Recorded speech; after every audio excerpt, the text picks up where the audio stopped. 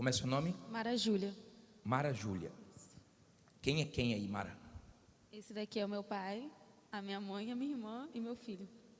Seu pai, Minha mãe, sua mãe, sua minha irmã e seu e meu filho. Quem lutou por quem? Meu pai e minha mãe lutaram por mim. Lutaram por você. Quando falar, fala só um pouquinho mais perto. Você lutou por ela. Quem era? Como é seu nome? Edgar, Quem era sua filha, Edgar?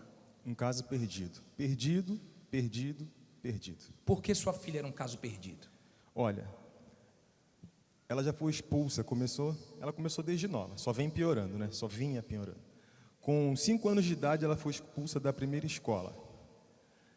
E ao longo, depois do tempo, já na escola pública, ela foi expulsa de 4. Só que dessas escolas que ela foi expulsa, das 4, todas elas, antes de ser expulsa, tem um processo. Então, iam tentando ajudar. E, por fim, a diretora, ó, não tem como, vamos mandar para uma outra.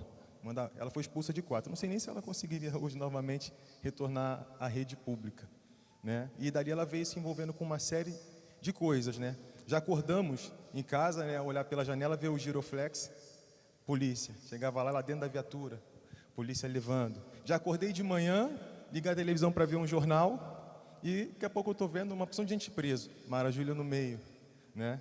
Enfim, só sofrimento. Ao longo desse tempo, chegou uma vez o tio dela, ela rodou todas essas comunidades aqui do Rio de Janeiro, com o uso de drogas, prostituição, aquela coisa toda.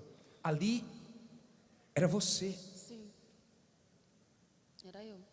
Você usava qual droga? Eu bebia, já fumei cigarro, só que eu parei. O que eu usava mais era crack e maconha. Você chegou ao crack. Sim, Todo mundo dizia que você era um caso perdido. sim. Todo mundo dizia, ninguém acreditava em mim. Todo mundo ficava desconfiando de mim, onde que eu ia, falava que eu ia roubar as coisas, falava que eu falava muito, que eu era muito fofoqueira. Chegou perto de morrer? Sim, já cheguei perto de morrer, de os bandidos tacar a arma na minha, assim, um fuzil na minha cara. E eu ali, sem fazer nada, assim, desesperada, e eles com o fuzil na minha cara. Bicho, uma vez, o tio dela me ligou e pediu para me buscar numa comunidade. E eu cheguei nessa comunidade, era com uma Fiorina, aqueles carros baú atrás.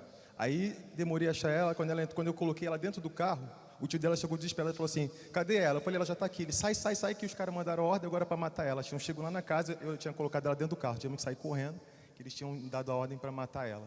Passagem na polícia.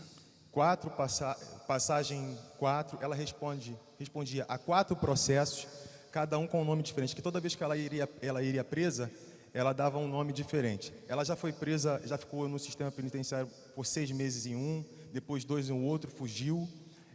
A juíza, quando a gente recebia várias intimações, várias intimações. Numa dessas audiências, a juíza falou para mim assim, olha, eu vou ser sincero, se o senhor não conseguir dar um jeito na sua filha, é melhor só fazer preparar para a morte. Aí eu cheguei em casa, conversei com a minha esposa e fizemos o plano funeral. Aí fizemos o plano funeral já tem um tempo, todo ano vai sendo renovado, porque a gente está para falar com ela, já que está complicado, vamos... A juíza disse que era melhor fazer um plano funeral, porque só via morte para ela. Exatamente. Não via mais saída para ela. Não via mais saída. Entendeu? E você fez o plano. Fiz o plano, vamos fazer o plano, porque a gente não vê ela se esforçar por uma mudança, nada daquilo. Teve uma outra vez, esse mesmo tio dela, a nossa vida foi só humilhação, só vergonha, delegacia, defensoria pública, todo quanto é lugar, conselho tutelar, eles botavam, só ter uma ideia, botavam ela em certas instituições, que os próprios cuidadores abriam o portão e mandavam ela ir, pode ir, em abrigo, né? No abrigo, abriu uma porta, como quem diz, é melhor lá fora do que ela aqui dentro. Eles não suportavam. O tio dela passou uma humilhação, para nós até constrangedor o que a gente vai falar. Uma vez o tio dela chamou a gente para poder a gente tirar ela de uma comunidade que ela teve relações numa noite com cerca de quase 30 homens. Por vontade, não foi a força. A gente foi lá e não pudemos nem fazer a ocorrência, porque ela que quis. E se a gente fizesse a ocorrência, poderia colocar a família dela na comunidade em risco. Isso aqui que a gente está falando não é nem um terço do que a gente já viveu. E tudo isso, ela é menor de idade. Ela já trabalhou em casa de programa. E isso tudo a gente descobria por rede social, porque ela sumia. Ela aparecia em casa, depois ela sumia um ano. sumia 2, aí aparecia, aí alguém via, ou a gente descobria que ela tinha sido presa em algum lugar. Enfim, essa foi a história. Assim, adiantando, senão a gente acaba a reunião aqui, ela foi ganhar o filho dela na maternidade e ela já estava sendo monitorada no pré-natal. Então, quando o neném dela nasceu, a juíza já deu a ordem e pegou, ela não pôde ficar com o filho. Então, ou seja, quando 3 dias que ela teve alta, a justiça mandou tirar a criança. Foi uma dor imensa, né? Você fez um voto ao Deus do impossível. Era impossível isso aqui. Sim, senhor, impossível. Mas a gente nunca deixou de usar a fé. Todos os votos, tudo, a gente sempre colocou força, porque a gente já perdeu casa por causa dela. Nós já fomos expulsos de um lugar, acabamos de construir a casa, fomos expulsos. Muito sofrimento. Muito sofrimento. Você fez votos por ela. Por ela, por ela. Toda a força a gente sempre colocou no altar por ela. E ela agora? Olha, é uma outra pessoa. Eu falo até às vezes com a mãe dela, às vezes eu entro no quarto, aí eu fico muito feliz, eu vejo ela ajoelhada orando, ela não me vê. Eu vejo ela orando, está vendo uma série bíblica, está lendo a Bíblia, aí está sempre assim, envolvida com as coisas, eu não vejo ela envolvida com mais nada. O WhatsApp dela hoje é outra rede, com outras pessoas, né? Enfim, sinceramente. Largou tudo. Hã? Fala só um pouquinho mais perto. Larguei tudo. Crack, prostituição. Prostituição, tudo. Você era totalmente perdida. Totalmente perdida. Não tinha casa para mim mais. Só a morte mesmo. Você, essa semana, tem um vídeo aí. Sim, senhor, tem um que vídeo. você mandou ela buscar as compras no carro. Isso, essa semana, na quinta-feira, a gente conseguiu a guarda da criança novamente, né? Ganhar a criança novamente. Ela não sabia. E aí, a gente tinha ido para São Paulo. Quando a gente estava chegando, na madrugada eu recebi mensagem, eu não falei nada para ela, que tinha saído da guarda. E quando eu cheguei em casa, falei com ela que tinha ido no mercado fazer umas compras e pedi para ela pegar as compras na mala. Aí quando ela abriu a mala, né, que ela viu as compras. Era a criança dela? Era a criança dela. Coloca aí, por favor. Coloca aí para eu ver.